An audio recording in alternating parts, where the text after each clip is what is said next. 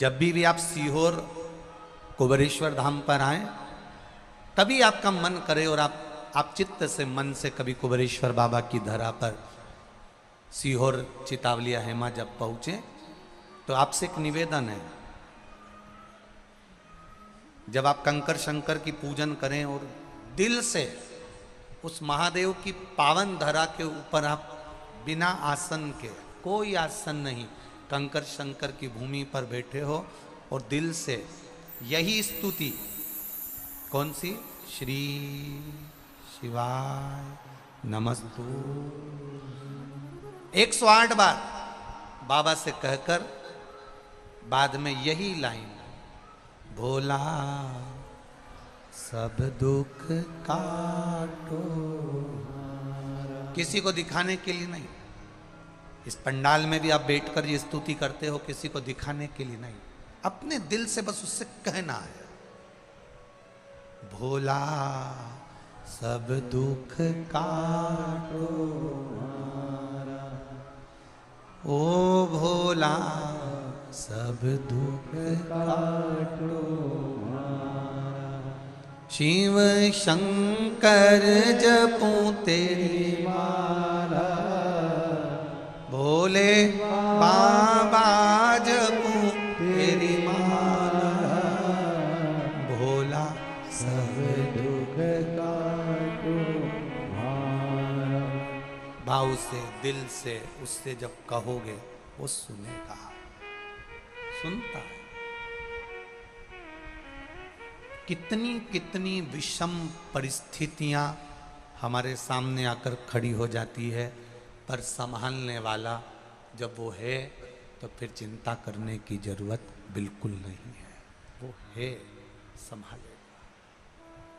अभी आपने सीहोर कुबेरेश्वर धाम का रुद्राक्ष उत्सव का समय देखा होगा, कितनी विषम परिस्थितियां, कितना लोगों को कितना कह सकते थे लोगों ने, जो जो कहा, जो बोलना था बोला, जो छापना था छापा, जो कहा कहा, जिसने जो बोलना था बोला, पर विश्वास उसके चरणों में पक्का था, दृढ़ था कि उसने साधा है, उसने बुलाया है और वो जो करेगा सब अच्छा करेगा। आखिरी में सब अपने आप धीरे धीरे धीरे धीरे, बोलने वाले बोलते रहे, कहने वाले कहते रहे और बाबा संभाल लिया।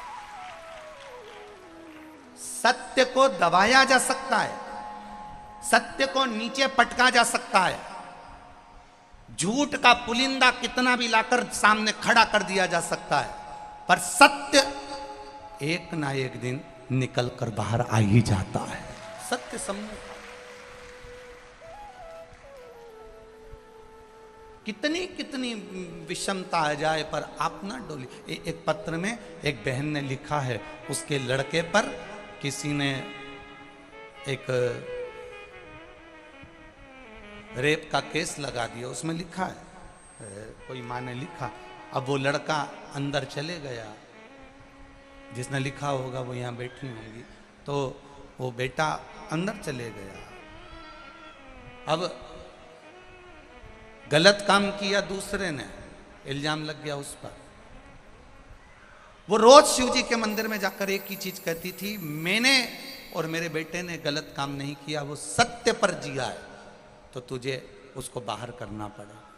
और उसने लिखा पत्र के अंदर, उसने पत्र में ये बात लिखी, अब वो पत्र ढूंढना पड़ेगा, तो उसने पत्र में लिखा कि मेरे महादेव ने मुझे संभाल लिया और संभाल कर मेरा बेटा मात्र 1 महीने के अंदर वापिस बाहर आ गया। ये शिव तत्व है। सत्य थोड़ा परेशान हो सकता है, सत्य थोड़ा डगी हो सकता है, सत्य को थोड़ा छुपाया जा सकता है, पर सत्य सत्य हो, सत्य सत्य है।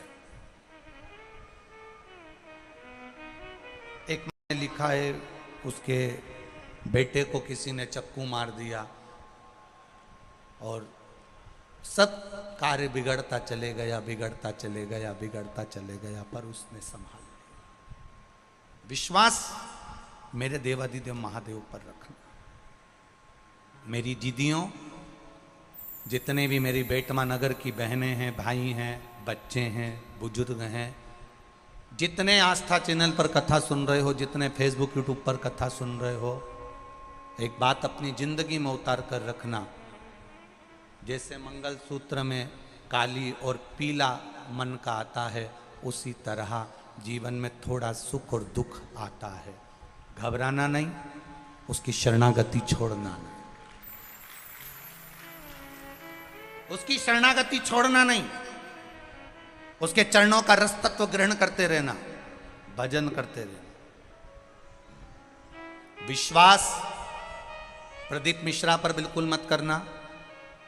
विश्वास करना तो ये शिव महापुराण पर और महादेव पर करना, बाकी के किसी पर विश्वास मत करना। जैसे आप हो वैसे हम हैं, जैसे आपका जीवन है वैसा हमारा जीवन है, जैसे आपका सिर दुखता है वैसा हमारा भी सिर दुखता है, जैसा आपका पेट दुखता है वैसा हमारा भी पेट दुखता है, जैसे आप चलते हो वैसे हम चलते हैं, जैसा आप भोजन करते हो वैसा हम करते हैं, जैसे आप सोते हो वैसे हम सोते हैं। तो आप में और हम में कोई अंतर नहीं है, कोई अंतर नहीं, बल्कि बड़े हमसे ज्यादा आप हो। क्यों? क्योंकि आप अपना अमूल्य समय देकर कथा को सुनने के लिए आए हो। ये माइक तो किसी पगला को भी पकड़ा दो तो वो भी 2-3 घंटा निकाल दे, पर आपके भीतर शिव समाया हुआ है। ये माइक तो किसी पगले को भी पकड़ा दो तो वो 2-4 घंटा निकाल दे, पर आपके भीतर शिव समाया है, आपके भीतर शंकर समाया है। एक नर्मदा जी में बच्चा खड़े होकर रस्सी की डोरी बांधकर उसमें चुंबक को लपेटकर नर्मदा जी में फेंकता है। क्यों फेंकता है? उसमें से कलदार निकालने के लिए, उसमें से वो पैसा निकालने के लिए। उसी तरह ये शिव महापुराण मेरे महादेव ने इस कलयुग में रस्सी बांधकर सीहोर के माध्यम से इसलिए फेंकी है कि उससे जो भगवान के होंगे वो चिपक जाएंगे, और चिपक गए तो निकल जाए। माइक क्या है? तुम्हारा विश्वास दृढ़ है, तुम्हारे भीतर जो शंकर समाया है, तुम्हारे भीतर जो शिव समाया है, तुम्हारे भीतर जो देवादिदेव महादेव समाया है, वो मूल है। कथा बाचने वाला मूल नहीं होता, कथा सुनने वाला मूल होता है। कथा बाचने वाला तो 4 पाए की चौकी पर बैठता है, और कथा सुनने वाला जमीन पर बैठता है। जो जमीन पर बैठता है वो जमींदार होता है, जो चौकी पर बैठता है वो चौकीदार होता है। आप सब कथा सुनने जमीन पर बैठे हो, तुम जमींदार हो, क्योंकि अपनी मर्जी के मालिक हो। जितनी देर बैठना बैठते हो, तुम्हारी मर्जी पड़ जाए तो उठ के चले जाते हो। तुम्हारा मन पड़ा तो पानी की बोतल निकाल कर पी लिए, तुम्हारा मन पड़ा तो जेब में से निकाल के मल के ने फटकी लगा के निपटा भी गए। पर कथा वाचने वाला 3 घंटे एक जैसा बैठा है, विराजमान है, बोलना है बोलना है, समझाना है समझाना है। बाचने वाले से बड़ा सुनने वाला होता है, क्योंकि उसके भीतर शिव समाया होता है। अगर आपके भीतर शिव नहीं होता तो आप इतने लाखों की संख्या में या नहीं पहुंचते। आपके भीतर शिव समाया है इसलिए आप बड़े हो, आपके भीतर महादेव समाया है इसलिए आप बड़े हो। बोलना तो कोई को भी माइक दे दो, बोल देगा, वो 2-4 घंटा तो निकाल देगा, उसमें कौन सी बड़ी बात। आएगी विषम परिस्थितियां, विश्वास, हम भी मनुष्य हैं और आप भी मनुष्य हो, और गलती किससे होती है? भगवान से होती है कि मनुष्य से होती है? तुम बोलो, किससे होती है? मनुष्य से होती है। इसलिए मानव पर विश्वास मत करना, पर महादेव पर विश्वास करना कि वो डिगने नहीं देगा, तुम्हें डूबने नहीं देगा, पकड़ कर रखेगा वो हाथ। जिस हाथ से मेरे घर के बच्चों ने, जिस हाथ से मेरी भारत भूमि के छोटे से छोटे बच्चे ने, छोटे से छोटे बच्चे ने, और बड़े से बड़े बूढ़े से बुजुर्ग व्यक्ति ने, जिन हाथ से, जिन बहुओं ने, जिन बेटों ने, जिन पतियों ने, जिन पत्नियों ने, जिन बेटों ने, जिन बेटियों ने, जिन हाथ से महादेव को जल चढ़ाया है, वो हाथ मेरा महादेव पहचानता है और उसको पकड़ कर रखता है, उसको डूबने नहीं दे सकता है। पकड़ कर रखता है वो महादेव, डूबने नहीं देगा।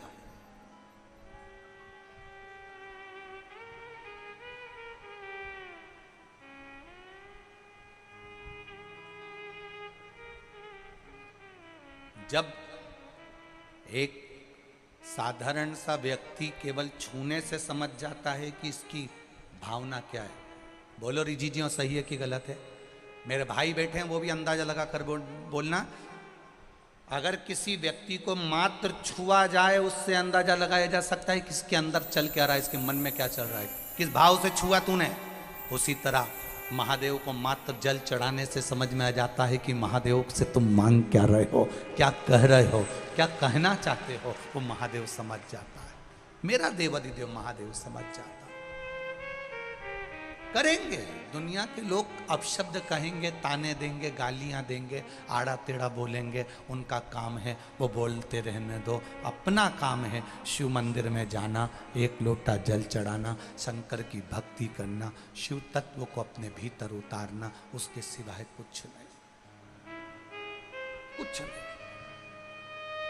बोल बम का नारा है, बाबा एक सहारा है, उसके सहारे जियो, उसके भरोसे जियो, भरोसे।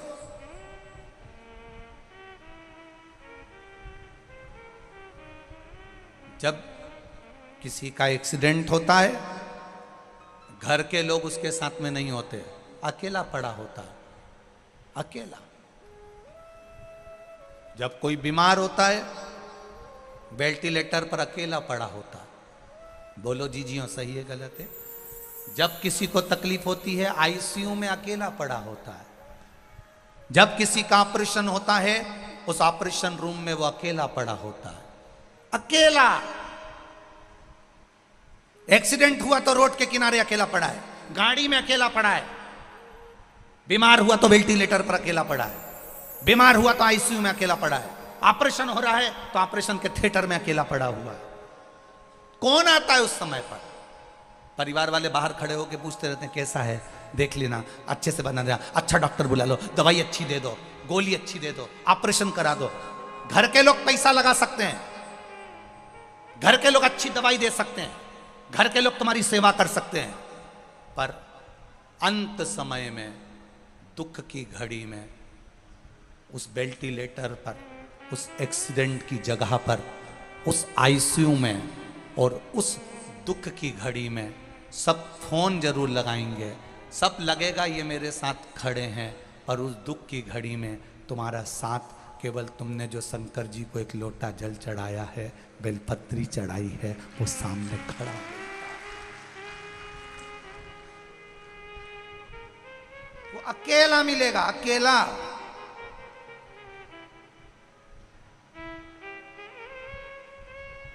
और अकेला व्यक्ति किस किस जगह पर बैठता है जरा ध्यान रखना।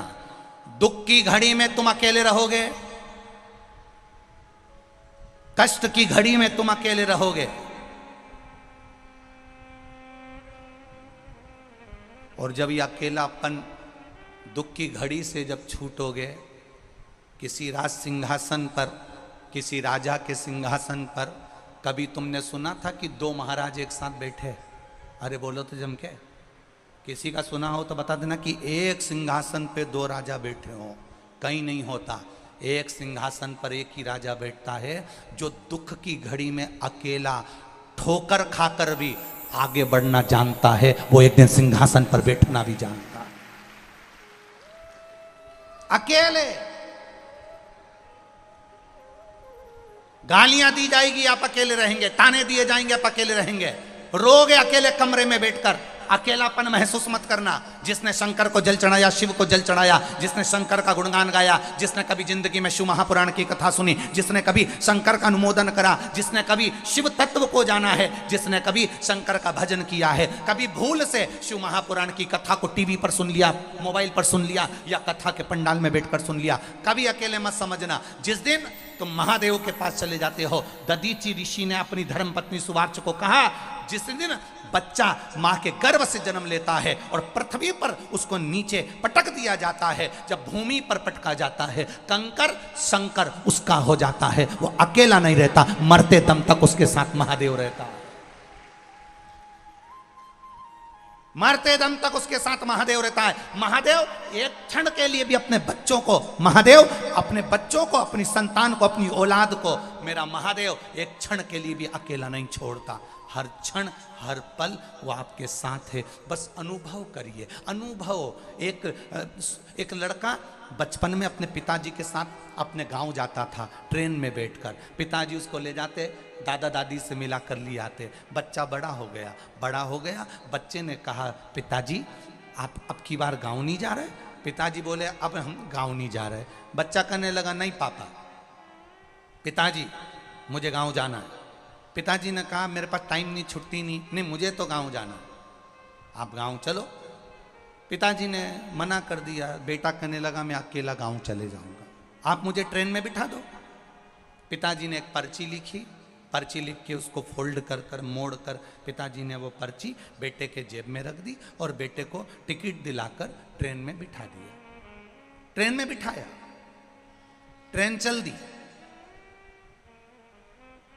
25-50 किलोमीटर दूर तक ट्रेन चली।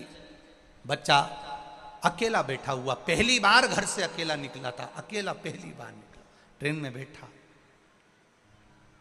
थोड़ी सी घबराहट हो रही थी उसको, पहली बार अकेला जा रहा, अकेला पहली बार जा रहा।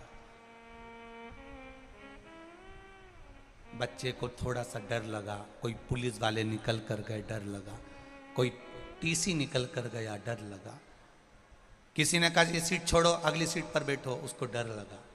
बच्चा जब अंदर से घबराने लगा तब उसने पर्ची निकाली।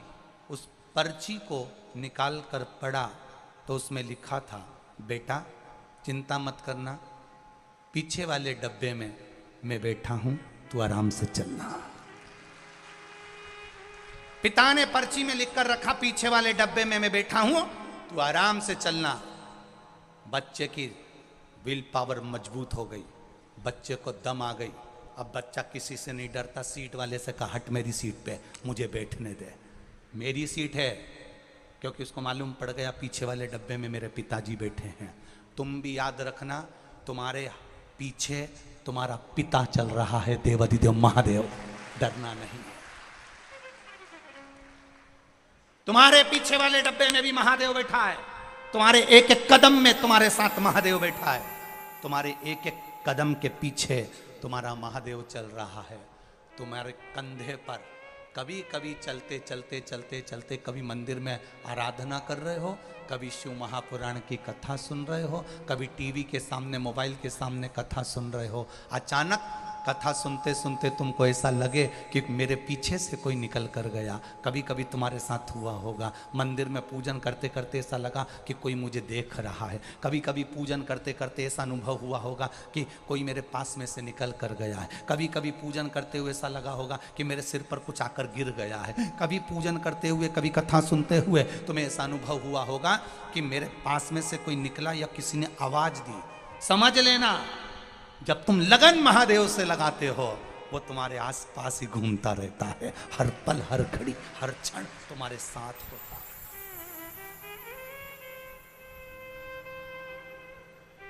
उस समय तुम्हें केवल जरूरत है, आएगा दुख, आएगी तकलीफ, उस समय तुम्हें जरूरत है उसको पुकारने की। बस दिल से कहना, बाबा कब आएगा, इतना पुकारा और मेरा देवाधिदेव महादेव तुम्हारे सामने आकर खड़ा हो गया, सुख देने के लिए इंतजार करेगा। कभी कभी रोमावली में से रोम खड़े हो जाते हैं जब उसका शब्द ना सुनते हैं। जिस समय रोम खड़ा हो, जिस समय लगे मेरा बाबा मेरे सामने खड़ा है, उस समय समझ जाना कि शंभू तुम्हारे सामने खड़ा है, साक्षी में खड़ा है, वो तुम्हारे सामने खड़ा होकर बोल रहा है। वो दूर नहीं है, वो तुम्हारे करीब में है, तुम्हारे पास में है। लोग कहेंगे अब की बार फसल अच्छी नहीं आएगी, तुम कह देना महादेव है, गेहूं भी उसने लगाया, सोयाबीन भी उसने लगाया, चना भी उसने लगाया, मसूर भी उसने लगाई, सब उसी का तो है, वो है तो फिर क्या गम है। मुझे विश्वास है बंजर भूमि में भी वो बीज बो देता है, पत्थर में भी पौधे को उत्पन्न कर देता है। उसने अगर बीज दिया है तो पेट भी वही भर देता है, फिर क्या सोचना उसने। क्या सोचूं मैं उसके लिए? मेरा बाबा, मेरा देवाधिदेव महादेव, मेरा कुबेरेश्वर महादेव, मेरा महाकाल राजा, मेरा ओंकारेश्वर, मेरा केदारेश्वर, मेरा भीमा शंकर, मेरा मल्लिकार्जुन, मेरा वैद्यनाथ कोई साधारण नहीं है। 12 ज्योतिर्लिंग का मतलब होता है ये 12 शरीर के जो अंग हैं, इसको मेरे महादेव ने संभाल कर रखा है। ये 12 जो शरीर के अंग हैं, इसको 12 ज्योतिर्लिंग के रूप में मेरे महादेव ने संभाल कर रखा है। जिह्वा पर शिव, श्रवण में शिव, नयन में शिव, वाणी में शिव, हृदय में शिव, हस्त में शिव सेवा, चरण में शिव का द्वार, सब शंकर की एक आनंदता है। आप अपने घर में ऐसा कटोरी को उल्टी रखकर पानी चढ़ाकर पीकर देखना, स्वाद नहीं आएगा। किसी शंकर जी के मंदिर में सारी सेवा हो गई, मंदिर का शिवालय भी पूरा साफ हो गया, मंदिर का शंकर जी पूरे साफ हैं, उसके बाद तुम एक लोटा जल चढ़ाना और उस जल को झेल कर घर में लाकर पी कर देखना, उसमें अपने आप दूसरा स्वाद आने लगेगा। शंकर पर जल चढ़ते से जल का स्वाद बदल जाता है। पिया कि नहीं पिया? अरे बोलो, जम के बोलो जरा, पिया ना? स्वाद बदला कि नहीं बदला? आप घर में पानी चढ़ा कर देखना, आप घर में जो तुम्हारे यहां सिलबट्टा हो नहीं, चटनी पीसने वाला, ऊके धो के ऊपे पानी चढ़ा कर देखना, उसमें स्वाद नहीं आएगा। पर जो शिव जी पर शंकर जी को अच्छे से नहला दो, पूरा साफ कर दो, पूरा साफ, एक पत्ती भी मत रहने दो, उसके बाद भी शंकर जी पे जल चढ़ाकर उसको झेल कर पी कर देखना, ऐसा लगेगा अगर तगर चंदन, उसमें ऐसा लगेगा बेलपत्री धतूरा, सबका एक आनंद, ऐसा लगेगा कोई इत्र, कोई आनंद उस जल के अंदर आकर विराजमान हो गया हो। माँ पार्वती ने अपने बच्चों को कोई, जैसे एक माँ अपने बच्चे को घुटी नहीं देती, घिस के वो हल्दी घिसे, फिर बादाम घिसे, जायफल घिसे, केसर घिसे, कस्तूरी घिसे, घिस के फिर माँ उसके बच्चे के मुंह में देती है, उसी तरह महादेव को चढ़ा हुआ जल जब आप पीते हो तो मेरी पार्वती मैया आपको जीने की घुटी देती है। मेरी पार्वती माता आपको जीने की घुटी देती है। मेरी जगत जननी जगदम्बा अपने बच्चों को अमृत तत्व देती है, अमृत तत्व।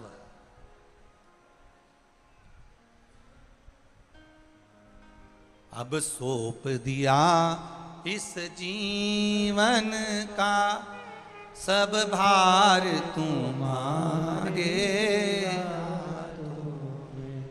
हे हार तुम्हारे हाथों में और जीत तुम्हारे हाथों में। ये शिव की कृपा से मिला। सारी दुनिया आपको ज्ञान देगी, सारी दुनिया आपको ज्ञान प्रदान करेगी, सारी दुनिया दुख की घड़ी में, तकलीफ की घड़ी में, जब किसी व्यक्ति के ऊपर कर्जा हो जाता है, अंदाजा लगा कर बैठना, जब किसी के ऊपर कर्जा हो जाता है तो ज्ञान देने वाले बहुत मिलते हैं। काय को कर लिया? कौन ने बोला था दुकान डाल लो? कौन ने कहा था कि मकान बना लो? कौन ने कहा था कि गाड़ी ले लो? दुख की घड़ी में ज्ञान देने वाले ज्यादा मिलेंगे। कर्जा हो जाए, ज्ञान देने वाले मिलेंगे। परिवार वाले ही खुद कह देंगे और उड़ते फिरो, और उड़ो, और उड़ो। बहुत दुनिया के लोग तुम्हारी दुख की घड़ी में तुम्हें ज्ञान देते रहेंगे, ज्ञान देने वाले बहुत मिलेंगे, पर इतना याद रखना, साथ देने वाला कोई नहीं मिलेगा। तू भी करोड़पति था, अगर थोड़ा कर्जा हो गया तो चुका दे, ज्ञान देने से अच्छा थोड़ा सा सहयोग कर दे। सहयोग कोई नहीं करेगा, सहयोग तो मेरा महादेव ही करेगा, कोई नहीं। कर्जा हो गया, बड़े भाई आए चिल्लाए, छोटे भाई आया चिल्लाया, रिश्तेदार आए चिल्लाए, ये आया वो उसने चिल्ला दिया, क्यों करा, क्या करा, दुकान क्यों डाली, ये क्यों करा, वो क्यों करा, शादी क्यों करी, ऐसा क्यों करा, वैसा कर। ये ज्ञान देने वाले ज्यादा मिलेंगे। तुम एक छोटी सी बात, लड़का लड़की की शादी करी, शादी करने के बाद संबंध बेकार हो गया, टूट गया, तलाक बात निकलने लगी। कितने लोगों ने रसगुल्ला खाया था रे शादी में? बोलो तो रे, हमारे यहाँ 500 आदमी का जीवन, हमारे यहाँ 500 आदमी आए शादी में, 2000 आदमी आया शादी में, 900 आदमी आया शादी में। हमारे यहाँ तो हमने शादी की विदाई में ने डब्बा भी दिया, ने तो बाल्टी भी दी, ने कपड़ा भी दिया। अब लेने वाले तो खूब मिल गए, लड्डू खाने वाले भी सब मिल गए, डीजे पे नाचने वाले भी सब मिल गए। और मालूम पड़ा जब तलाक की बात आई ने छोरी ने इल्जाम धर दिया और मालूम पड़े अदालत में पेशी अकेला करता फिर गए। फिर वो डब्बा लेने वाले कहाँ चले गए, ने डीजे पे नाचने वाले कहाँ चले गए। अब सब कहते फिर वो तो है ही ऐसे, वो तो है ही ऐसे। अच्छा हुआ छोरी ने केस लगाया। अब जो रसगुल्ला खा के गए थे, जो डब्बा लेके गए थे, जो कपड़ा पहन के गए, डीजे पे नाचे, अब वो ही तुमको ताना दे रहा है, वो ही तुमको अपशब्द कह रहा है। अरे सोचो, वावारी दुनिया, मतलब की दुनिया में किसी का कोई नहीं। कौन देगा साथ? ज्ञान देने वाले ढेर मिल जाएंगे। बड़ा भाई आकर कहेगा क्यों कर्जा करा, छोटा भाई आकर कहेगा क्यों ऐसा करा, मंजले बोलेंगे ये क्यों करा, रिश्तेदार कहेंगे ये क्यों करा, मोहल्ले वाले कहेंगे ये क्यों करा। पर ज्ञान देने वाले मिलेंगे, पर साथ देने वाले नहीं मिलेंगे। तब उस जगह पर याद रखना, कर्जा तुमने करा है तो वो निपटाना भी तुमको है, कोई दूसरा नहीं निपटाएगा। तो क्यों दूसरे के बात मानकर इधर उधर ढूंढो। इससे अच्छा है महादेव के पास जाकर 2 क्षण बैठो, उससे दिल की बात कह दो, अब वो संभाल लेगा। साथ देने वाला नहीं मिलेगा, ज्ञान देने वाला मिल जाएगा, मिलेंगे।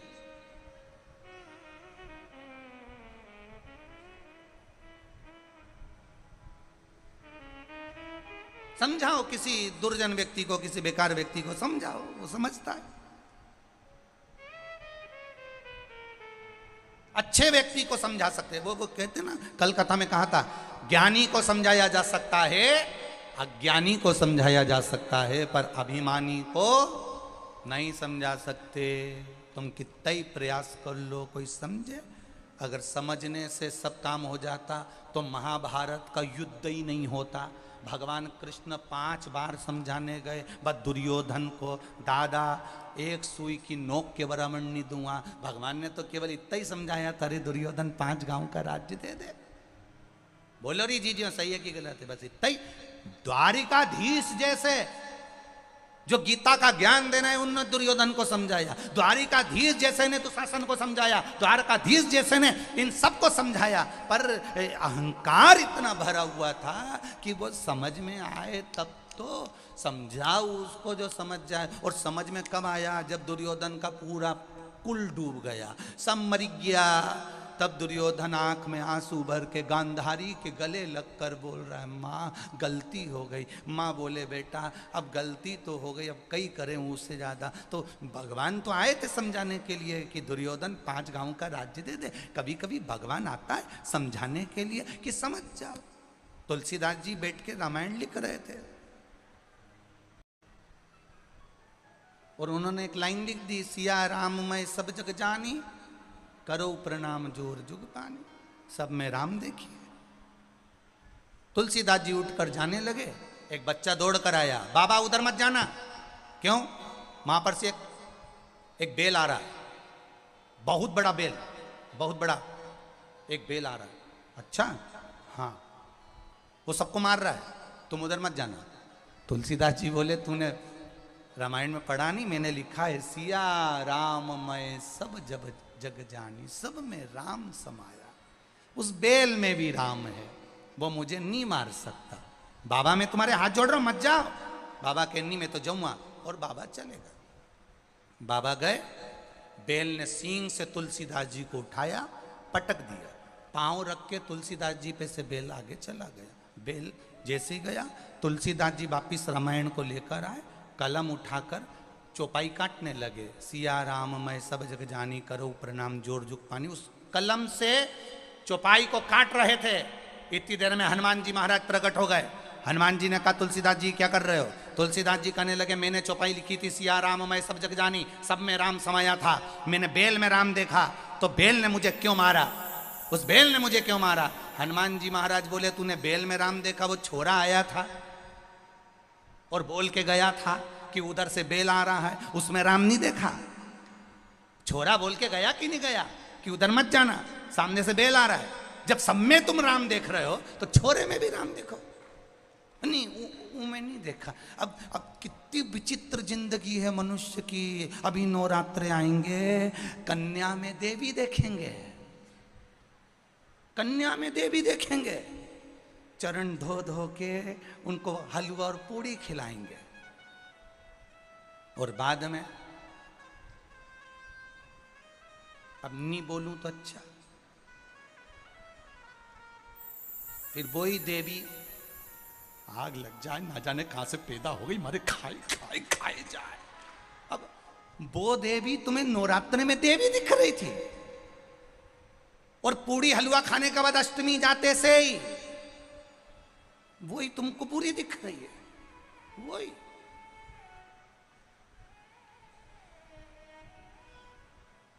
अरे सुधर जाओ रे।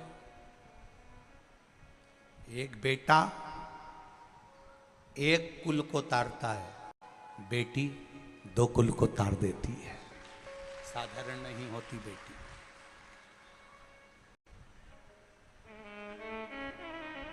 साधारण नहीं है। सम्मान करना सीखो बेटियों का। घर में रहने वाली बेटी का आदर करना सीखो, सत्कार करना सीखो। जिस दिन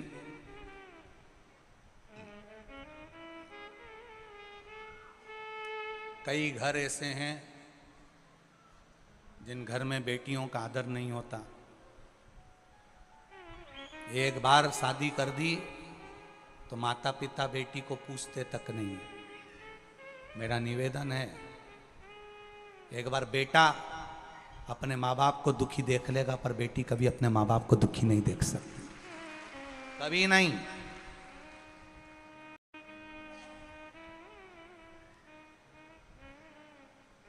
वो कभी दुखी नहीं देख सकती, उसका आदर हो।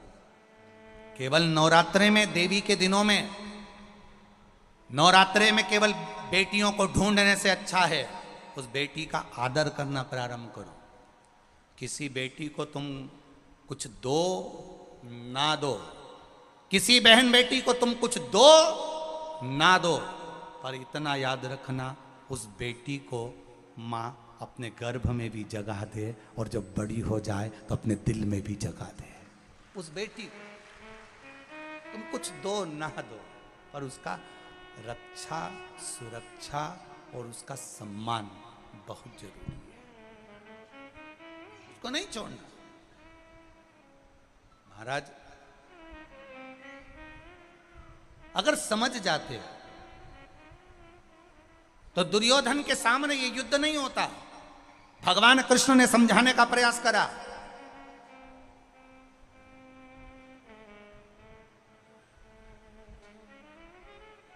शिव महापुराण भी वही कह रही है। कथा करने वाले वक्ता आपको समझा रहे हैं। जो वक्ता से समझ गया तो ठीक है। वक्ता से समझकर, कथाकार से समझकर आपने मंदिर जाना प्रारंभ कर दिया, शिव को अपना मानना चालू कर दिया, शंकर के अनुमोदन में रहने लगे। अगर वक्ता से सुधर गए तो ठीक है, वक्ता से समझ गए तो ठीक है। और जिस दिन तुम वक्ता से नहीं समझे, वक्ता से नहीं सुधरे, फिर तुम्हें वक्त सुधार देगा। वक्त की मार इतनी विचित्र रहेगी कि तुम फिर तड़पते रहो, फिर समझ नहीं पाओ। समझ जाओ, सुधरने का प्रयास करो कि शंकर है क्या, शिव ओगड़ी है क्या, भगवान शंकर का भजन है क्या, शिव तत्व है क्या।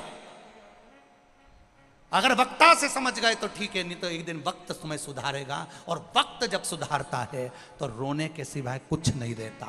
केवल रोता है व्यक्ति, फूट फूट कर रोता है। मैंने कौन सा पाप करा होगा, मैंने क्या कर दिया होगा जो आज ये दुख मेरे सामने आ गया। भगवान कहते हैं, आया था वो सियोर वाला महाराज, आया था कोई शिव महापुराण कथा करने, आया था कोई राम कथा करने, आया था कोई भागवत कथा करने के लिए। वक्ता आया था, मैंने तेरा वक्त बदलने के लिए भेजा था, पर तू उस वक्ता को नहीं पहचान पाया, इसलिए भगवान ने अब तेरा वक्त बदल दिया। अब तू रो, उसके सिवा कुछ नहीं रखा। अब रोइए, क्या रखा? वो भेजे उसने भेजा है शंकर का गुणगान करने के लिए।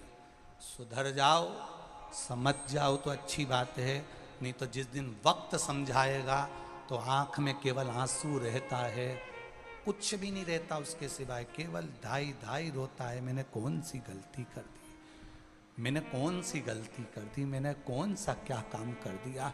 भगवान कहते हैं बस यही तो नहीं समझ पाया, कितनी निंदा करी, कितनी बुराई करी, कितना अपशब्द बोला, कितनी गाली दी, कितना आड़ा टेढ़ा कार्य करा, अब केवल रोना रह गया। वक्त रुला देता है।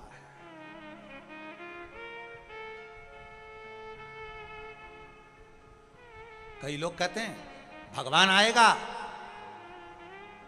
कई लोग कहते हैं भगवान आएगा और हमारा ये काम संभाल कर जाएगा। नहीं नहीं, भगवान नहीं आता। भगवान अपने किसी भक्त को आपके पास भेज देता है कि सबको शंकर जी के मंदिर जाना सिखा दो, एक लोटा जल चढ़ाना सिखा दो, मंदिर तक पहुंचा दो, फिर मैं संभाल लूंगा। आप जाओ, मैं बैठा हूं, आप जाकर वहां पहुंचो, समझो। अभी ये 5-7 साल से शिव महापुराण की कथा सुनकर आप लोग मंदिर जाना चालू करें शंकर जी का। उसके पहले शिव मंदिर जाते थे क्या? कभी सोमवार को चले गए या सावन महीना में या शिवरात्रि पे चले गए तो चले गए। दुनिया के लोगों को तो ये तक नहीं मालूम था कि शंकर जी की 6 लड़कियां हैं। दुनिया के लोगों को ये तक नहीं मालूम था कि सुख सुंदरी भी बेटी है। दुनिया के लोगों को ये भी नहीं मालूम था कि जया, विशारा, सामरी बारी, दौतली देव ये भी बेटियां हैं। दुनिया के लोगों को ये भी नहीं मालूम था कि अशोक सुंदरी का स्थान कहाँ है। दुनिया के लोगों को ये भी नहीं मालूम था कि गणेश कार्तिक कहाँ बैठते हैं शंकर जी के शिवलिंग के पास। कहाँ उसने भेजा है मार्गदर्शन करने के लिए कि ये शिव पुराण को पहचानो, इस शंकर को जानो, और जिस दिन तुम शिव तत्व को जान गए समझ लेना तुम्हारा वक्त बदल गया। अब तुम्हें वक्त बदलने वाला कोई दूसरा नहीं आएगा। तुम शिव के हो गए, शिव तुम्हारा हो गया। उसको पहचान लो, उसको जान लो।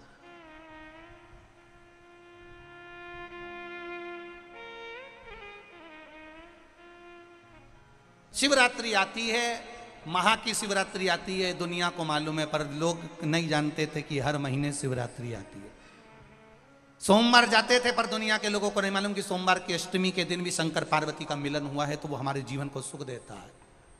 प्रदोष की महत्वता क्या होती है, बेलपत्र के वृक्ष की महत्वता क्या होती है, बेलपत्री की पत्ती की महत्वता क्या होती है, बेलपत्री के अंदर जो डंडी होती है उसकी महत्वता क्या होती है, बेलपत्री के पीछे जो डंडी होती है उसकी महत्वता क्या होती है, शंकर जी पे जल चढ़कर जितनी दूर तक जाता है उसकी महत्वता क्या होती है।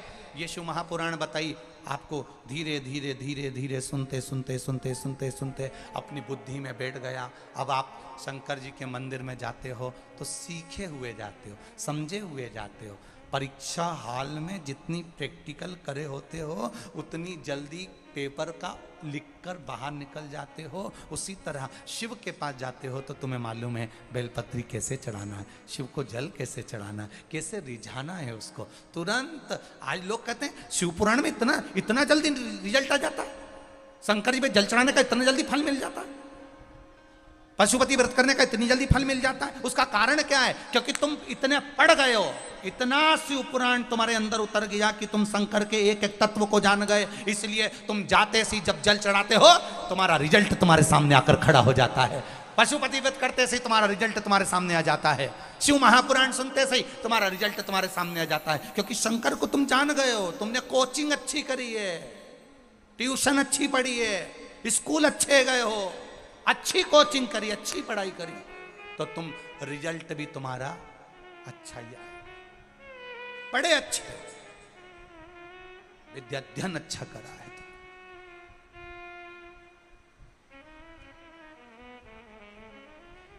उससे निवेदन करा, प्रार्थना करी।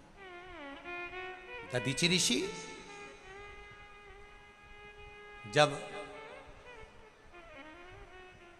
इंद्रदेव ने बृहस्पति महाराज का अपमान कर दिया, अपने गुरु का अपमान इंद्र ने कर दिया,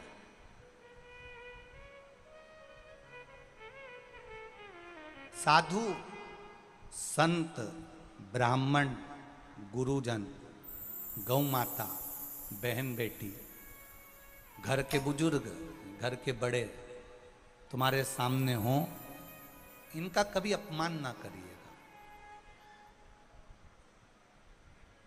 घर के बड़ों का सम्मान नारी, स्त्री अगर अपने मुख से नहीं कर सकती तो घर के बड़ों का सम्मान स्त्री केवल एक काम से कर सकती है और घर के बड़े लोग खुश हो जाएंगे।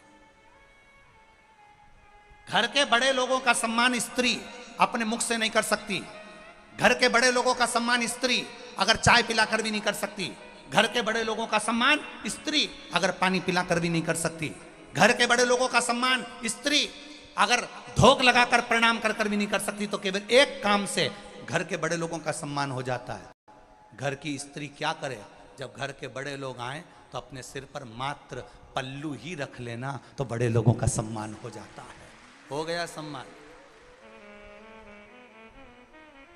पत्नी अपने पति के पांव ना छुए चलेगा, अगर नहीं छू रही है कोई बात नहीं, सम्मान करना है ना पति का। पति का सम्मान तुम अच्छे प्रेम से बोलोगी तभी नहीं होगा। पति का सम्मान तुम करवा चौथ का व्रत करोगी तभी नहीं होगा। पति का सम्मान अगर पत्नी करती है, एक सम्मान का तरीका पत्नी को आना चाहिए। तुम व्हाट्सएप चला रही हो, मोबाइल चला रही हो और तुम्हारा पति तुम्हारे सामने आ जाए तो मोबाइल को नीचे रख दो, यह भी पति का सम्मान होता है। यह भी पति का आदर होता है कि पति तुम्हारे पास आया और तुम अपने मोबाइल में लगी हो, तुम अपने काम में लगी हो, तुम अपना मोबाइल तुम्हारा व्हाट्सएप चला रही हो और वो आया है तुम्हारे सामने। सम्मान केवल वाणी से नहीं, सम्मान तुम्हारे थोड़े से कर्म से भी हो सकता है। घर के बड़े आए, सिर पे बस केवल पल्लू रख लिया तो घर के बड़ों को लगेगा बहू में इतनी मर्यादा है। भले पानी नहीं पिलाया, भले चाय नहीं पिलाई, पति को भले तुमने धोख नहीं लगाई, प्रणाम नहीं करा, भले तुमने उसको गिलास भर पानी नहीं दिया, पर उसके आते से ही तुमने मोबाइल चलाते चलाते सहेली से बात कर रही हो, मायके में बात कर रही हो, अपने परिवार से बात कर रही हो और पति तुम्हारे कक्ष में आया, उस समय पर तुरंत बोलना चाहिए मम्मी ये आ गए, अब मैं बात बाद में करूंगी। क्योंकि अगर मोबाइल रख दिया उतने में भी तुम्हारे पति का सम्मान है, उतने में भी तुम्हारे पति का आदर है।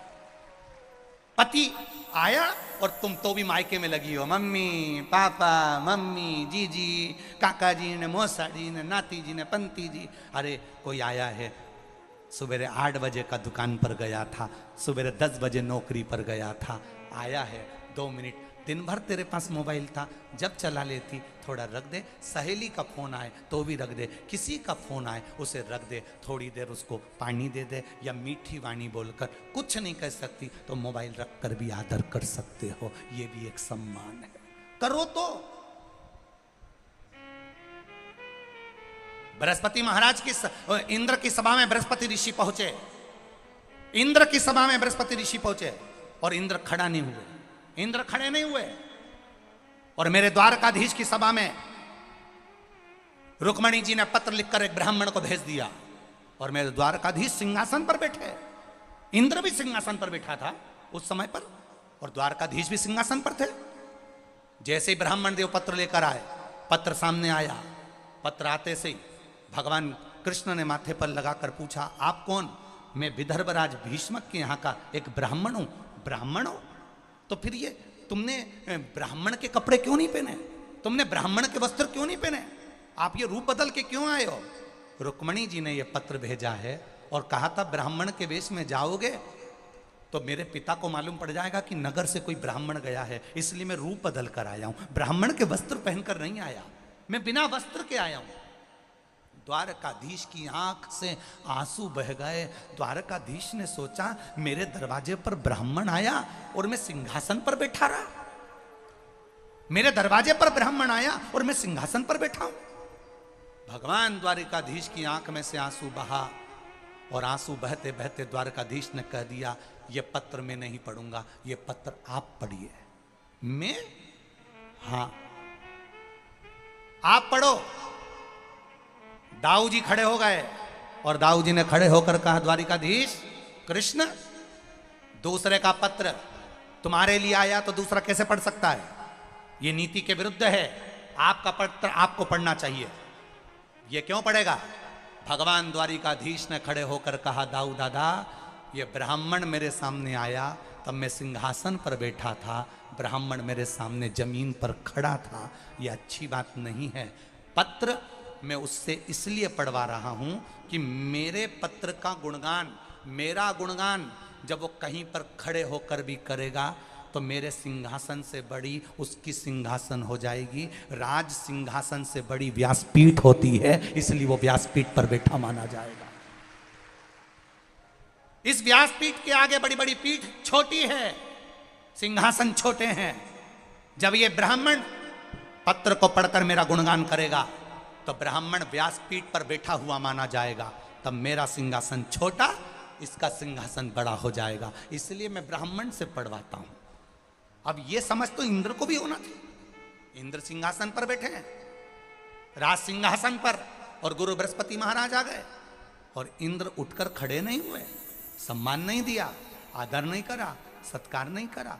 घर का बड़ा व्यक्ति आ जाए, बच्चे बैठे हैं सोफे पर, थोड़ी सी देर खड़े हो जाएं, भले तुम सोफे पर बैठ जाना, पर घर का बड़ा व्यक्ति आया है तो 5 मिनट के लिए खड़े हो जाओ, 5 मिनट के लिए, कि घर का बुजुर्ग आया है तो सोफे पर आज के जमाने के बेटा बेटियां आराम से पांव पसार कर बैठे हैं, और पापा बैग लेकर आ गए, मम्मी थाली लेकर आ रही, और बेटा बेटी मोबाइल लेकर और रिमोट लेकर आराम से लंबे पांव कर टीवी देख रहे हैं। ये मेरे भारत की सभ्यता नहीं है भाई। कोई घर का बड़ा आए, थोड़ी सी देर उठकर खड़े हो जाए, पापा आओ ना, मम्मी आओ ना, काका जी आओ ना, फूफा जी आओ ना, बस इतना भी कह दिया ना तो सम्मान हो गया,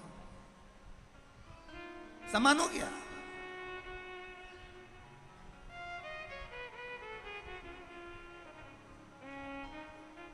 कितना विचित्र समय चल रहा है, जरा देखिए तो सही।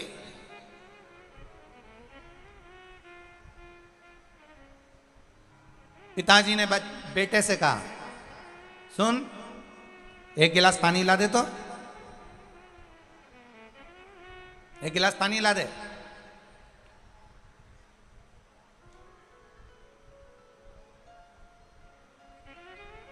जा तो।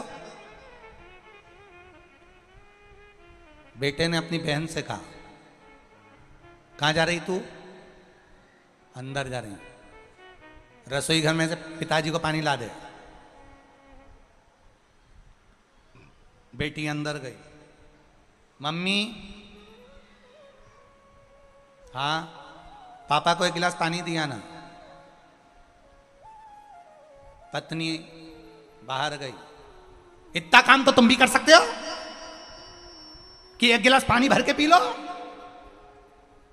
बेटे से कहा था, बेटी तक गई, बेटी से जगदम्बा तक गई, जगदम्बा पहाड़ पे चढ़ के टूट पड़ी। इतना तो तुम भी कर सकते हो, एक गिलास पानी पी।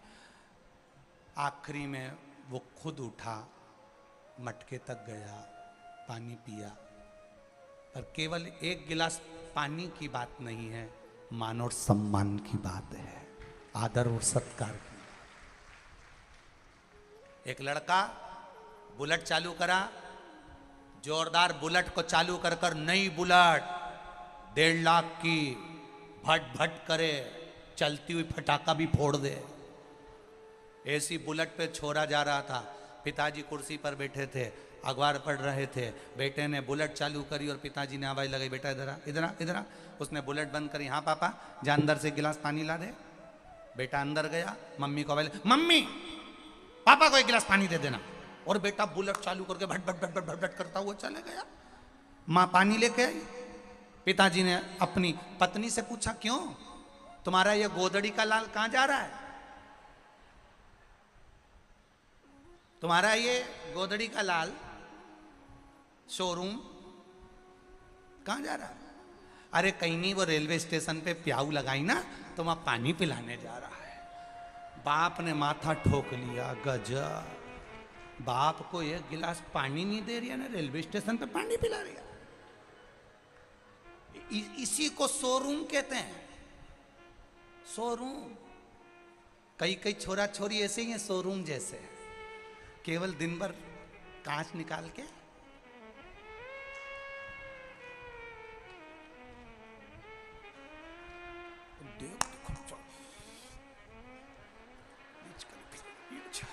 थोड़ी सी हवा में बाल बिगड़े नहीं तो यूज करती फिर यूज।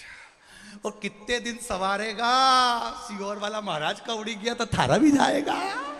कितने दिन सवारेगा, कितने दिन सवारेगा। उड़ जाए, खूब घिसे और कांच में देखे, फिर घिसे, फिर देखे, घिस ले घिस ले घिस ले, बाद में तो एक इधर लटका मिलेगा, इधर मिलेगा, घिस ले, मारी बेटमा की जी जियो, सब चले गए। कितना करता फिरे ने, बाद में घोड़ा दुखी रहे, घोड़ा दुखी। पहले किसी के आगे नहीं झुके, फिर बाद में डंडा लेके यूं झुका पड़ा। पोता भी पूछे, दादी तो सीधी खड़ी क्यों नहीं हो? दादी बोली, मैं सास के आगे नहीं झुकी, तो आधे झुकी, अब झुकी,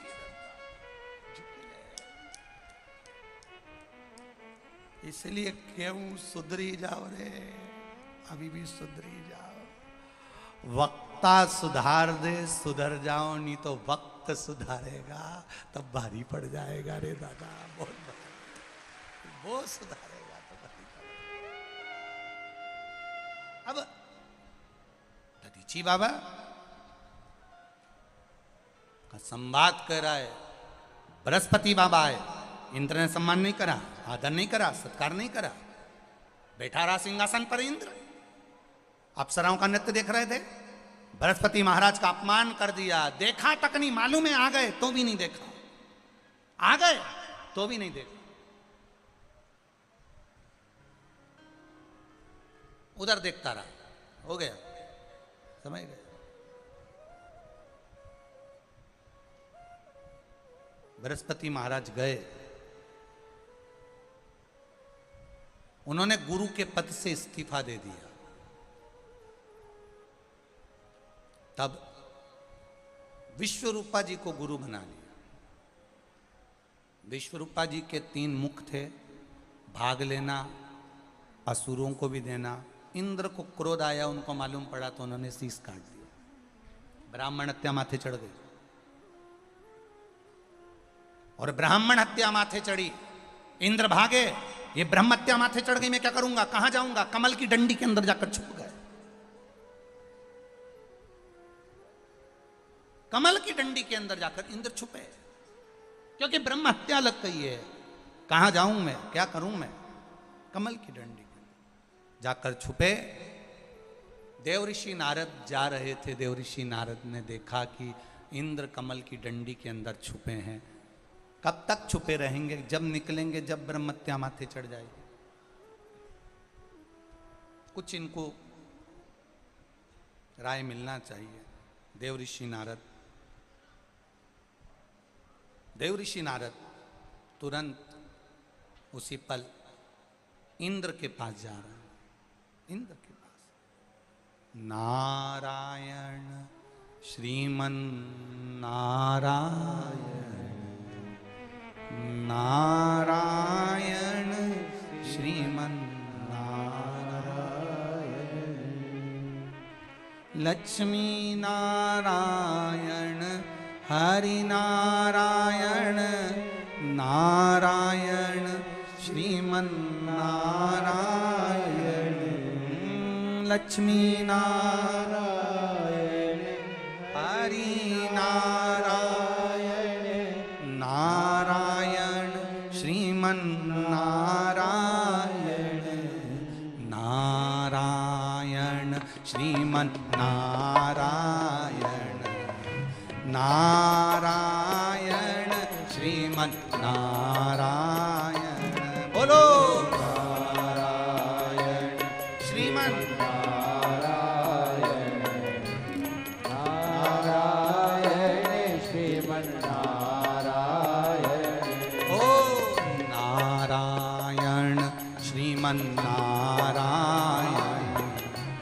नारायण श्रीमन नारायण,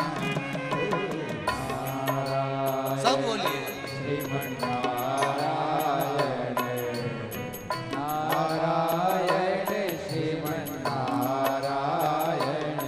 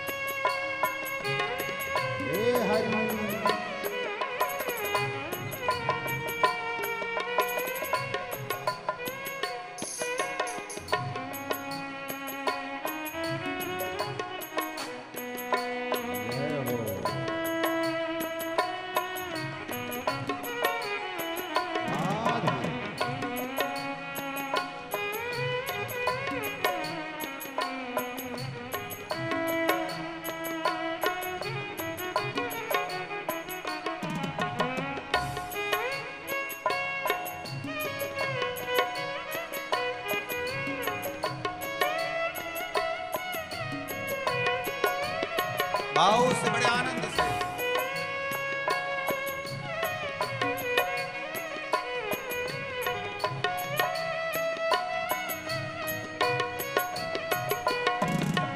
बद्री नारायण हरि नारायण नारायण श्रीमन नारायण।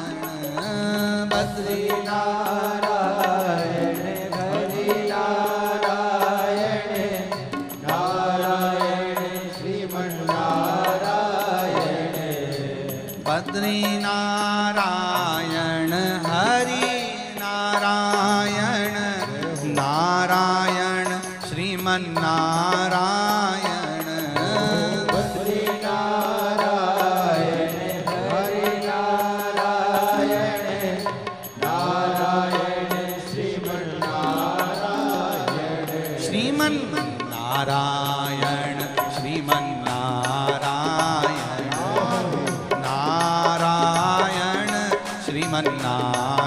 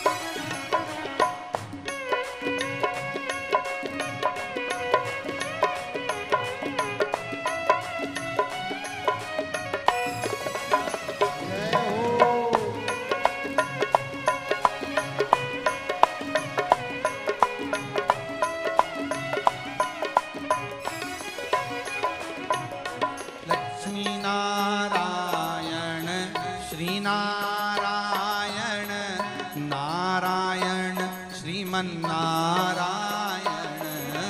लक्ष्मी नारायण श्री नारायण नारायण श्रीमन नारायण। ओ लक्ष्मी नारायण श्री नारायण नारायण श्रीमन नारायण। लक्ष्मी नारायण श्री नारायण नारायण श्रीमन नारायण। बोलो नारायण श्रीमन नारायण नारायण श्रीमन नारायण।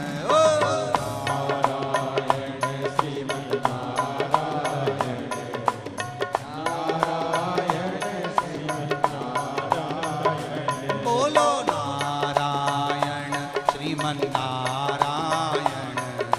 नारायण श्रीमन नारायण। ओ नारायण श्रीमन नारायण नारायण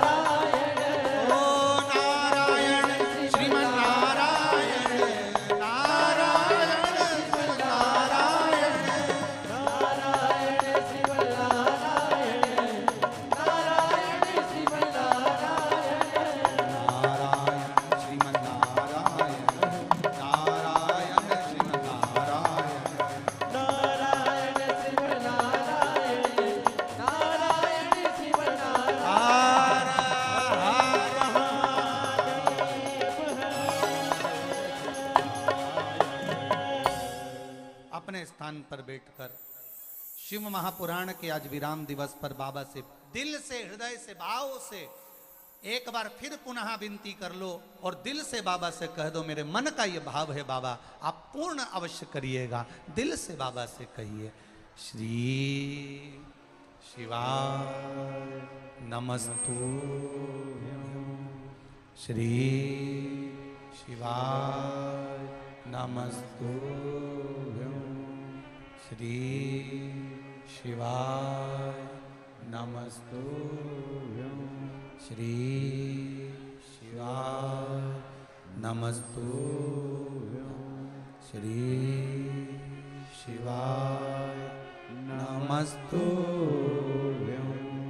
भोला सब दुख काटो मारा, ओ भोला सब दुख काटो मारा। शिव शंकर जपूं तेरी माला, बोले बाबा जपूं तेरी माला। भोला सब दुख काटो मारा, ओ भोला सब दुख काटो मारा। वेश है मंगल मंगलकारी, वेश है मंगल मंगलकारी। शमशान वासी हमारा, शमशान वासी हमारा। ओ भोला सब दुख काटो मारा, ओ भोला सब दुख काटो मारा। भगवान शिव से निवेदन करे, भाव से कहे, बृहस्पति महाराज का अपमान हुआ, विश्वरूपा जी का सिर कटा, इंद्र के ऊपर ब्रह्म हत्या लग गई। देवर्षि नारद ने कुछ स्थान पर ब्रह्म हत्या को बांट दिया। पहला जल को ब्रह्म हत्या दी, जल के ऊपर फेन होता है वो ब्रह्म हत्या का भाग होता है। अग्नि को ब्रह्म हत्या दी, अग्नि की नीली लो ब्रह्म हत्या का भाग है। पृथ्वी को ब्रह्म हत्या दी, पृथ्वी का बंजर भाग, वृक्ष पे लगने वाली गोंद ब्रह्म हत्या का भाग है। फिर नारी को दी, स्त्री का रजस्वला होना ये ब्रह्म हत्या का भाग है। चार जगह पर बांटकर तब इंद्र ब्रह्म हत्या से छूटे, तब वत्रासुर की उत्पत्ति हुई और वत्रासुर ने जो आक्रमण किया, इंद्र के साथ युद्ध हुआ, हार गए इंद्र।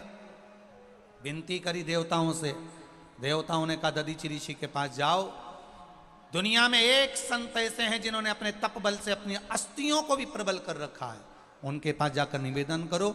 दधीचि बाबा से जाकर निवेदन किया, विनती करी, और जब निवेदन विनती करी, जब आप हृदय से, चित्त से, मन से आप निवेदन करते हो तो भगवान उसको स्वीकार करता ही है। एक पत्र आया है, देखिए,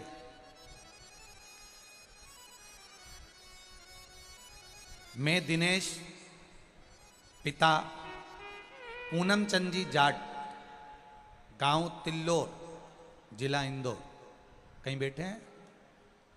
कहीं बैठे हो तो हाथ हिलाइएगा, जिन्होंने पत्र भेजा।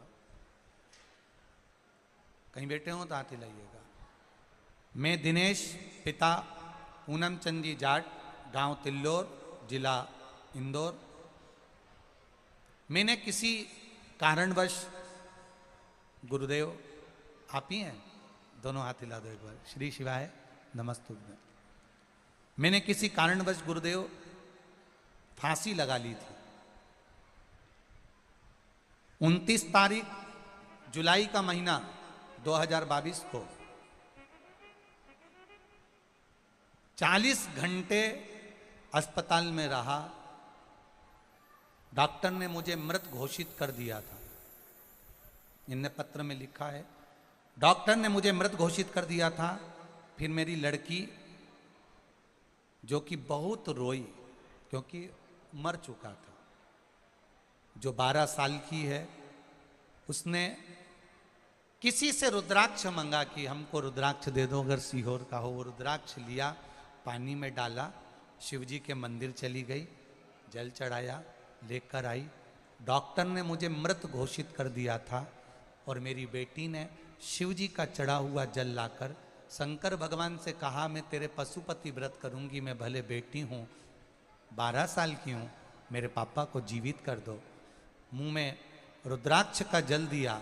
गुरुदेव, जो 40 घंटे हॉस्पिटल में पड़ा रहा, मृत घोषित था, बाबा का उस रुद्राक्ष का जल का प्रबल इतना भाव है गुरुजी, मुझे 20 मिनट के बाद होश आ गया और मैं आज जीवित खड़ा हूं। नीचे लाइन लिखी है गुरुदेव, सारे रिश्तेदार, डॉक्टर, सारी मीडिया वाले मुझे जीवित देखकर आश्चर्य में पड़ गए कि जो मर चुका था वो जिंदा कैसे हो गया। ये शिव तत्व है। अब अच्छे हैं आप? दोनों हाथ उठाकर एक बार हर हर महादेव कह दें। श्री शिवाय नमस्तुभ्यम। खुश रहिए, बाबा की कृपा बनी रहे। हर हर महादेव। बैठिए। आए जीवन में दुख, आए जीवन में तकलीफ, आए जीवन में कष्ट, और उसका भजन मुंह। फिर कहूंगा, दुनिया के लोग कहें रुद्राक्ष में ऐसा क्या है, हम कहीं के रुद्राक्ष की बात नहीं करते, पर इतना विश्वास मेरे कुबेरेश्वर धाम के रुद्राक्ष पर है कि वो डूबने नहीं देता, व्यक्ति को निकाल कर बाहर कर देता। कई लोग कहते हैं क्या है ऐसा सीहोर के उस कुबेरेश्वर धाम? ऐसा नहीं, सीहोर में भी कई लोग रुद्राक्ष बांटते हैं। दुनिया भर में लोग आजकल तो जहां कथा होती है लोग बाग रुद्राक्ष बांटना प्रारंभ कर देते हैं। ऐसे तो मेरा महाकाल राजा जो उज्जैन में है, ऐसे महाकालेश्वर भगवान के मंदिर तो पूरे विश्व में बने हैं, पर महाकाल तो महाकाल होगा, विश्वनाथ तो विश्वनाथ होगा। उसी तरह दुनिया में कहीं रुद्राक्ष बटे, कहीं कोई दे, कितना भी खरीदो, पर कुबेरेश्वर धाम का जो रुद्राक्ष आपको निःशुल्क प्राप्त होता है, कंकर शंकर की धरा से आप लेकर जाते हो, क्योंकि सीहोर का रुद्राक्ष कोरियर नहीं करा जाता, सीहोर का रुद्राक्ष किसी के घर नहीं भेजा जाता, सीहोर का रुद्राक्ष पैसे से नहीं मिलता, सीहोर का रुद्राक्ष तो कंकर शंकर की उस कुबेरेश्वर बाबा की धरा से प्राप्त होता है, उसी की देन से मिलता है और उसी से प्राप्त होकर कल्याण करता है। दुनिया में चाहे कितना भी बटे, उससे मतलब नहीं। कुछ तो होगा इस स्थान की महत्वता, कुछ तो कुबेरेश्वर धाम के कंकर शंकर की महत्वता होगी, जिसकी भूमि का एक रुद्राक्ष, एक कंकर जीवन का सुख दे जाता है। कहे दुनिया कहे तो उसका आनंद तो। आगे वर्णन आया, दधीचि ऋषि ने अपनी हड्डियां दे दी, अस्थियां दे दी, उस अस्थियों से शस्त्र बना, शस्त्र बनकर युद्ध हुआ, युद्ध होते ही वृत्रासुर का अंत हुआ। पिपलाद सुवाच के गर्भ से प्रकट हुए, जिसको महादेव ने अपना नाम, अपना आनंद, अपना वर प्रदान करा और कह दिया, इस पीपल के वृक्ष के नीचे पिपलाद तेरा जन्म हुआ है, मैं स्वयं निवास करूंगा, पिपलेश्वर महादेव के रूप में मैं यहां रहूंगा। संसार का कोई मनुष्य अगर पीपल के वृक्ष के नीचे पिपलाद तेरा नाम लेकर पिपलेश्वर महादेव का स्मरण करेगा, उसको मनवांछित फल की प्राप्ति होगी। शिव जी ने उसे वर प्रदान कर दिया। ऐसा पिपलेश्वर महादेव पिपलाद का चरित्र है। वर्णन आया, 12 ज्योतिर्लिंग का स्मरण कराया। प्रथम सोमनाथ जी का स्मरण, चंद्रदेव को काया के रोग से मुक्त। दूसरा मल्लिकार्जुन का वर्णन, माता पार्वती और शिव जी ने जाकर बाबा कार्तिकेय को रिझाया। फिर महाकाल बाबा का वर्णन, महाकालेश्वर दूषण नाम के राक्षस का संहार करने के लिए मेरे महाकाल बाबा प्रकट हुए। 84 रूप में बटे, 84 रूप में 84 महादेव के रूप में विराजमान। भगवान शिव जो आनंद की राशि है, भगवान शंकर महाकाल के रूप में विराजमान होते हैं। अगला वर्णन श्री ओमकारेश्वर जी का, बिंद नामक पर्वत ने तप कर कर भगवान को विराजमान किया। केदारनाथ जी का वर्णन आया, नर नारायण ने भगवान का स्मरण कर भगवान को विराजित किया। भीमाशंकर, कुंभकर्ण के पुत्र भीम का संहार शिव जी ने करा, भीमाशंकर के रूप में विराजमान हुए। अगला वर्णन काशी विश्वनाथ का मनु शत्रुपा के रूप में। फिर वर्णन त्र्यंबकेश्वर का गौतम बाबा को तारने के लिए। वैद्यनाथ का वर्णन आया, रावण के अहंकार को तोड़ने के लिए। नागेश्वर बाबा का वर्णन दारुक नाम के राक्षस का संहार के रूप में हुआ। रामेश्वर बाबा का वर्णन राम जी ने स्थापन करी, इसलिए रामेश्वर रूप में वर्णन हुआ। कृष्णेश्वर सुधर्म नाम के ब्राह्मण की धर्म पत्नी घूष्मा के बेटे को भगवान ने जीवित करा तो कृष्णेश्वर के रूप में विराजित हुए। ऐसा 12 ज्योतिर्लिंग का चरित्र श्रवण कराया। बाबा देवादिदेव महादेव आनंद करने वाले। भगवान शिव की यह पावन कथा, बिंदुक प्रेत योनि से छूट गया, चंचुला का खंड सौभाग्य हो गया। ऐसी शिव महापुराण की कथा बाबा ने कही, तुमरुका जी ने चंचुला देवी को सुनाई। आप लोगों ने श्री विशाल जी पटेल विधायक देपालपुर क्षेत्र के इस पावन प्रांगण में बेटमा में जो शिव महापुराण की कथा चल रही थी, आज वो विराम की ओर आगे बढ़ रही है। जब तक आरती ना हो तब तक आप अपने स्थान से ना जाएं। भगवान शिव को नमन कर कर जब आज जाएं तो भूमि को प्रणाम कर कर जाना। कंकर शंकर की ऐसी कृपा करना कि हम जिस भाव से कथा सुने हैं भगवान हमारी कामना पूर्ण करे। आस्था चैनल के माध्यम से, फेसबुक यूट्यूब के माध्यम से और इस पावन प्रांगण में बेटमा की पावन धरा पर जो कथा सुन रहे हैं, जिन जिन श्रोता भाई बहनों ने बेटमा के एक एक बच्चों ने जो सेवा करी, जल आदि जितनी भी सेवाएं प्रदान करी, चाहे वो पोहा सेवा हो, खिचड़ी सेवा हो, भोजन सेवा हो, सबको साधुवाद है। यहाँ के प्रशासनिक आदि सभी व्यवस्थाओं को बहुत बहुत साधुवाद देते हैं। और आनंद के साथ आज कथा में आदरणीय संजय भैया शुक्ला जी भी पधारे हैं, जो पूर्व में कथा बड़ी सुंदर करवा चुके हैं। बहुत बहुत साधुवाद। सभी ब्राह्मणों के चरणों को नमन करता हूँ और सभी श्रोता भाई बहनों को होली की बहुत बहुत शुभकामना देते हुए 14 तारीख से 20 तारीख तक, 14 से 20 मार्च तक Uma public school Ecotech 11 Bennett university के पास दनकोर ग्रेटर नोएडा में कथा होगी, जिसका प्रसारण 2 बजे से 5 बजे तक होगा। इस कथा का नाम, जो यहाँ कथा थी वो पिपलाद थी, नवनिधि शिव महापुराण की कथा ग्रेटर नोएडा से सुनने को मिलेगी 2 बजे से 5 बजे तक। आप सभी अवश्य श्रवण करें। महादेव की होली बड़े प्रेम से चंदन का जल शिव जी को अर्पित करें। 9 तारीख को सीहोर में मनेगी, 11 तारीख को आष्टा में। भाव से आनंद के साथ भगवान शिव की भक्ति करें। मैं सभी का आभार व्यक्त करने के लिए आदरणीय विशाल जी पटेल जी को आमंत्रित कर रहा हूं कि आप मंच पर आकर, क्योंकि आप इस क्षेत्र के विधायक हैं, तो यहाँ से संपूर्ण आस्था चैनल के श्रोताओं को, फेसबुक यूट्यूब के श्रोताओं को और जितने भी भक्त लोग यहाँ पर विराजमान हैं, आप इन सभी को एक बार अपने आनंद से, भाव के साथ में आप इन सभी को संबोधित करें, आभार व्यक्त करें। बाबा देवादिदेव महादेव की पावन धरा, कंकर शंकर की भूमि कुबेरेश्वर धाम आपका धाम है। जब मर्जी पड़े तब कुबेरेश्वर धाम जाइए और बाबा का सुंदर आनंद से दर्शन करो, पूजन करो और निरंतर वहाँ भोजन भंडारा चलता रहता है। आप आराम से वहाँ प्रसाद प्राप्त करें और आनंद लें और अपने जीवन को सार्थक बनाएं। विशाल भैया पटेल एक बार जोरदार ताली बजाएं। बहुत सुंदर कथा परिवार ने।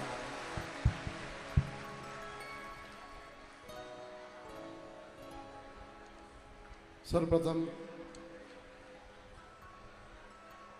मैं गुरुदेव का बैठे रहो, नमन करता हूँ। मैं नीचे बैठो भैया, बैठ जाओ, आगे बैठ जाओ। साथ ही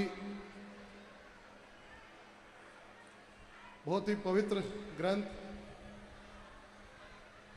शिव पुराण के चरणों में नमन करता हूँ। साथ ही हमारे देपालपुर में 24 अवतार मंदिर की नींव रखने वाले परम गुरुदेव स्वर्गीय श्री जय करनदास जी के चरणों में नमन करता हूं और आभार मानता हूं मैं संपूर्ण मेरी टीम का, संपूर्ण मेरे मित्र बंधुओं का, संपूर्ण पूरे प्रशासन का। हर एक व्यक्ति ने उनकी क्षमताओं से ज्यादा जिन्होंने यह कार्य किया। मैं नहीं समझता हूं कि जितनी भी कथाएं हुई हो, लगातार मैं पांडाल में जब घूमता था, हर एक व्यक्ति से यही पूछता था कि आप लोगों की व्यवस्थाओं में कोई कमी तो नहीं। और मुझे दिल में खुशी होती थी कि हाँ, हर एक व्यक्ति संतुष्ट से मुझे जवाब देता था कि नहीं, हम पूर्ण संतुष्ट हैं। हम पानी की तरफ से भी संतुष्ट हैं, सुबह नाश्ता हो, दोपहर का खाना हो, रात का खाना हो, या रात की 1 बजे की चाय भी हो, तो भी हमने हर एक चीज़ का पूरा प्रयास किया।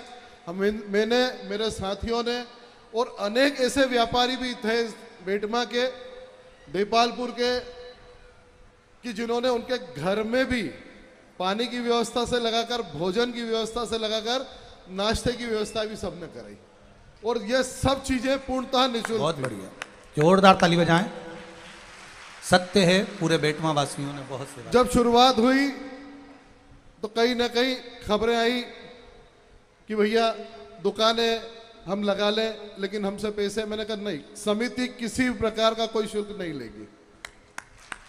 और यही निर्देश हम लोगों ने नगर पंचायत को भी दिया कि आपको भी कोई अधिकार नहीं बनता, इसके अगर धार्मिक काम है और धार्मिक निःशुल्क कथा हो रही है तो आपका भी कोई अधिकार नहीं बनता किसी से पैसे लेने का। तो उस समय भी हम लोगों ने सीधा निर्देश दिया, ना नगर पंचायत ने लिया, ना इस समिति ने लिया। मैं पुनः आप लोगों को ढेर सारी शुभकामनाएं देता हूं, बधाई देता हूं। मैं सिर्फ गुरुदेव से एक निवेदन करना चाहता हूं। गुरुदेव, सिर्फ और सिर्फ ये जो आज कथा हमारी सफल हुई, ये टीम का पूरा सहयोग रहा। टीम का सहयोग होने का कारण ये रहता है कि मेरा एक उद्देश्य रहता है कि विश्वास करना। मैंने पूरी टीम के ऊपर विश्वास किया और टीम ने पूरा उनको आउटपुट दिया, उनका जितना वो क्षमताओं से ज्यादा किया। अगर मैं उन पर शंका करता तो कहीं ना कहीं वापस उनके ऊपर शंका करना मतलब ये है कि मेरे दिल को दुख पहुंचाना भी था। तो मैं अपने आप में, मुझे पूरा विश्वास था मेरी टीम पर, मेरे मित्र बंधुओं पर। रही बात राजनीति अपनी जगह, ये कार्यक्रम पूर्णतः सामाजिक समरसता से भरा हुआ था। और मैं अगर मेरी बात करूं तो मैं उस लाइन पर चलता हूं, गुरुदेव ने जैसे आदेश करा इसके पहले कि अपनी लाइन खुद बड़ी करना सीखो, दूसरे की मिटाने की जरूरत नहीं है आपको। आपकी लाइन अपने आप बड़ी हो जाएगी, उसकी आप मिटाने जाओगे तो आप छोटे बनोगे। तो मैं गुरुदेव के आदेश के अनुसार चलता हूं। रही बात पूरे समस्त प्रशासन का भी ढेर सारा आभार, बधाई, और मीडिया के भाइयों को भी ढेर सारा आभार और बधाई। आप लोगों ने बहुत सहयोग दिया। गुरुदेव का सदैव आशीर्वाद मुझ पर बना रहे, यही कृपा। और इस बेटमा के ऊपर जिस प्रकार से आपने एक कृपा दी, समय दिया, मैं चाहूंगा कि आते हुए समय में पुनः आपसे एक बार और समय मिले कि हम सब वापस और कृतज्ञ हों। धन्यवाद। जय हिंद। बहुत बहुत साधुवाद। सत्य है, बहुत कथा करी हैं। उन कथाओं में जगह जगह जहाँ दुकानें लगती हैं, दुकान वालों से भी कुछ राशियाँ ली जाती हैं, परंतु यहाँ और एक अशोक नगर का जो क्रम रहा, ऐसी जगहें इंदौर में भी जैसे कथा हुई हैं, ऐसी कुछ जगहें ऐसी हैं जहाँ कोई शुल्क दुकानों का नहीं लिया जाता और बाबा की कृपा से वो कथा सफल हो जाती है। मैं आदरणीय विशाल पटेल जी को धन्यवाद दूंगा कि श्रोताओं में बहुत श्रोता मिले और उन श्रोताओं में भी 2 श्रोता ऐसे मिले, एक अशोकनगर के सांसद जी KP यादव जी और एक विशाल पटेल जी, आप, जिन्होंने पूरी कथा भारतीय परिधान धोती पहनकर श्रवण करी है। बहुत बहुत साधुवाद। भारतीय परिधान में धोती पहनकर 7 दिन की कथा का स्मरण करें, बहुत बहुत साधुवाद है। ये हमारा सनातन धर्म की पहचान है, ये हमारे सनातन धर्म का एक आनंद है। बहुत बहुत साधुवाद के साथ में आज कथा विराम ले रही है। एक बार जोरदार ताली विशाल जी पटेल और उनकी पूरी टीम के लिए, जिन्होंने इतना सुंदर आयोजन बेटमा नगर में आयोजित किया। अब अपन कुछ सूचना आशीष जी दे रहे हैं, फिर आरती का क्रम प्रारंभ हो रहा है। और जब यहाँ से जाओ, बाबा को प्रणाम करके सिद्धेश्वर बाबा के चरणों को नमन करते, भाव से आनंद से विनती करते हुए, बाबा की कृपा से आनंद से ये कथा विराम ले रही है। सभी को नमन करते हुए कृपा भी हमारे ऊपर बरसती है और उनका सानिध्य भी हमें निरंतर प्राप्त होता है। तो भगवान के कथन अनुसार हम सभी चलेंगे तो निश्चित ही इस सृष्टि में सभी के कार्य संभव हो सकेंगे, क्योंकि भगवान ने खुद ने कहा है कि तू मेरे मार्ग पर पैर रखकर तो देख, तेरे सब मार्ग ना खोल दूं तो कहना, मेरे लिए खर्च कर कर तो देख, कुबेर का भंडार ना खोल दूं तो कहना, मेरे लिए कड़वे वचन सुनकर तो देख, मेरे लिए कड़वे वचन सुनकर तो देख, कृपा ना बरसे तो कहना, मेरी तरफ आकर तो देख, तेरा ध्यान ना रखूं तो कहना, मेरी बातें लोगों से कर कर तो देख, तुझे मूल्यवान ना बना दूं तो कहना, मेरे चरित्र का मनन करके तो देख, तुझे चरित्रवान ना बना दूं तो कहना, मुझे अपना मददगार बनाकर तो देख, तुझे सबकी गुलामी से ना छोड़ा दूं तो कहना, मेरे लिए आंसू बहाकर तो देख, तेरे जीवन में आनंद के सागर ना भर दूं तो कहना, मेरे लिए कुछ बनकर तो देख, तुझे कीमती ना बना दूं तो कहना, मेरे मार्ग पर निकल कर तो देख, तुझे शांति दूत ना बना दूं तो कहना, स्वयं को निछावर कर को तो देख, तुझे मशहूर ना करा दूं तो कहना, मेरा कीर्तन करके तो देख, तुझे जगत का विस्मरण ना करा दूं तो कहना, तू मेरा बनकर तो देख, हर एक को तेरा ना बना दूं तो कहना, मेरे लिए खर्च कर को तो देख, तुझे धनवान ना बना दूं तो कहना। भगवान ने ये कथन हम सभी के लिए कहा है। हम सभी इन कथनों पर ध्यान रखेंगे तो निश्चित ही हमारी सारी चिंताएं तो मिटेगी, अपितु भगवान की कृपा दृष्टि निरंतर हमारे ऊपर बनी रहेगी। निरंतर उनके साये में हम सभी जिएंगे, क्योंकि इस दुनिया में भगवान के अलावा और कोई नहीं है। देखिए, मुसीबत दिक्कत परेशानी जब आती है तब कोई साथ दे या ना दे, पर भगवान निरंतर हम सभी को साथ देते हैं। और वैसे भी सभी अपना अपना मतलब सिद्ध करने के लिए एक दूसरे से जुड़ते हैं, तो हम सभी को उन बातों पर ध्यान ना देते हुए हम केवल कर्म करते जाएं, क्योंकि मतलब से सब प्रीत निभाए, मतलब की सब यारी, बिन मतलब के जो साथ निभाए वो मेरे भोले भंडारी।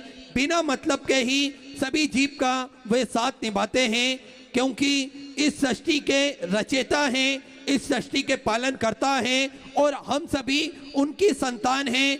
भगवान भोलेनाथ हम सभी को निश्चित ही एक संतान के भांति प्रेम करते हैं और निश्चित ही हम सभी की मनोकामना पूर्ण करते हैं। बाबा भोलेनाथ की कृपा से हम सभी निरंतर नित्य नई नूतन कथाएं पूज्य गुरुदेव के सानिध्य में श्रवण करते हैं। ये हम सभी का सौभाग्य है।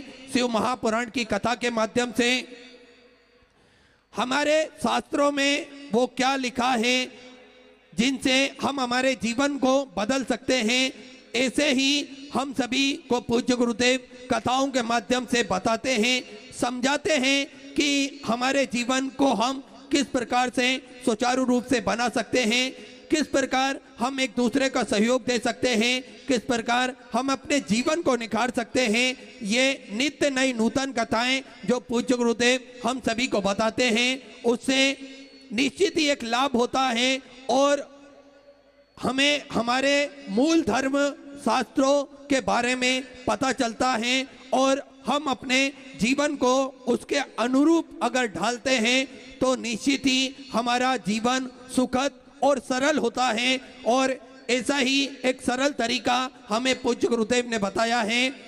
एक लोटा जल सारी समस्याओं का हल, एक लोटा जल से निश्चित ही हम सारी समस्याओं से निदान पा सकते हैं। हम सभी देखते हैं कई पत्र आते हैं जिनमें भगवान की कृपा बरसते हुए सभी जीव अपने मन के भाव लिखते हैं। ये पत्रों के माध्यम से हमें पता चलता है। देखिए, कई सैकड़ों पत्र आते हैं, सभी पत्र पढ़ना तो मुमकिन नहीं है, पर कुछ पत्रों के माध्यम से हमको पूज्य गुरुदेव निरंतर बताते हैं, समझाते हैं और उनसे उन भक्तों के मन के भाव हम तक पहुंचाते हैं। इससे ही हम सभी को जान लेना चाहिए कि बाबा की कृपा बरसती है। निश्चित ही जो विश्वास रखता है और जो श्रद्धा और भाव से एक लोटा जल चढ़ाता है, उन सभी भक्तों पर बाबा की कृपा बरसती है। निरंतर ही सनातन धर्म की पताका को आगे बढ़ाते हुए पूज्य गुरुदेव सभी सनातनी धर्म के वर्ग के लोगों को एकजुट करते हैं और निरंतर ही धर्म का प्रचार करते हुए आगे की ओर बढ़ते हैं। ये बाबा भोलेनाथ की ही कृपा है, ये उनकी ही करुणा है जो नित्य प्रतिदिन हम सभी को नित्य नई नूतन कथाएं श्रवण करने को मिलती है गुरुदेव के सानिध्य में। और ऐसा आप सभी को ज्ञात है कि कुबेरेश्वर धाम की स्थापना होने जा रही है। ये एक ऐसा धाम बनने जा रहा है जो 12 ज्योतिर्लिंग के मध्य में केंद्र में स्थापित होगा। बाबा की अभी मूर्ति की स्थापना नहीं हुई है, पर उनकी कृपा और करुणा सभी जीव पर विद्यमान होती है। जो भी भक्त अपने मन की मुराद लेकर कुबेरेश्वर धाम पहुंचता है, उन सभी भक्तों की मनोकामना मेरा कुबेर भंडारी, मेरा राजा धीराज महाकाल राजा कुछ ही दिनों में, कुछ ही महीनों में पूर्ण करता है। ये बाबा भोलेनाथ की कृपा है और सेवा के कार्य में निरंतर श्री विठले सेवा समिति लगी रहती है।